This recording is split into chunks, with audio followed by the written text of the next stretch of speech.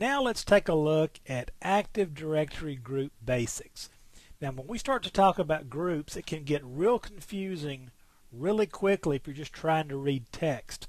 So I want to show you a little animation here, short video, but if you can get your head around this concept visually, it'll really help you on the exam and really help you in the real world understand groups. Let's start off. We've got a group of people, looks like we've got 8 people, and these folks are all in the sales department. So they're all salespeople, and there is a file out there or a folder that each one of these people need access to. Now we could go to every individual user account and give them access to that file or that folder or that resource, you will hear it called or referred to. There's a better way to do that, and the Microsoft recommendation is that we create a group, give that group permissions to that resource, and then put our users into that group. Now notice at this level we have not assigned any permissions to these users. We've assigned the permissions to the group, and then we dropped the user into the group and thereby giving the users permissions to that resource. So now simply by putting one of these users into this group or removing them from this group, I'm giving them access to what they need. Now that's the most basic level. So that's what we're going to use a group for, is to simply group users together for permissions purposes. Now let's take it one step further, and this is the absolute bottom line with the way Microsoft wants to see you manage these things. We've got a resource out there and different people need access to it. Well, now let's create a read inventory group, and let's give that read inventory group read permissions on that resource. So the only reason this group exists is to hold permissions that give it read access to this resource, file, folder, whatever. Then inside that group, let's put the sales group that we created.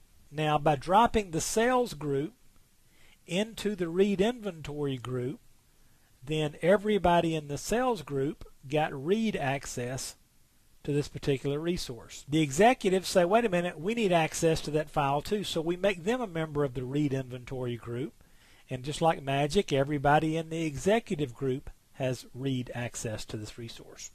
Pretty cool stuff, right? So here's what you need to remember to figure out all these group issues on the exam and in real life. First of all, we grab our users, all of our accounts, and we simply collect them in as many global groups as we need to. This user right here is a member of the sales group, might be the same user as this guy.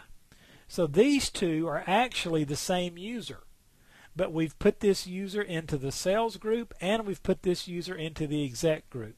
And so what we're going to actually do is sit down very first, and we're going to create as many global groups as we need in our company to segregate our people based on the job function that they do. Sales, accounting, human resources, executive, all that stuff. So we're going to put our accounts into global groups here. Our global groups go inside our local groups, and then we apply permissions to that local group. Now what that means is when we hire a new person and we just simply put that new person into the sales group, we just gave them the permissions they need to this resource right here. And if we fire one of these people, then we just took away their access. Or if we move them out of the sales group even, we took away their access to that particular resource. Now if that person is a member of the executive group and we don't take them out of that, then as a member of the executive group they still have that. Okay? Now I don't want to confuse you too much with that. If you can get this picture right here in your mind, accounts go into the global groups go into the local groups, and then we apply permissions to the local group. There's a way to remember this. It's called AGLP. And the way to remember this is accounts go into global groups. That's an arrow. Global groups go into local groups. and then we apply permissions on the local group, AGLP. Now, this will change a little bit because we have different designations. We have domain, local groups, and so forth. So you'll see AGDLP.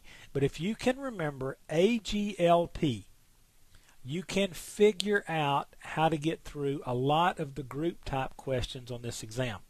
So just always remember that. And they're going to try to tempt you as many ways as they can on the exam to tell you to grab one of these users and give him direct access. And the answer is always no. We go AGLP on everything. So watch this video a few times, get it in your brain about AGLP, and you're going to be good to go on the exam and in real life.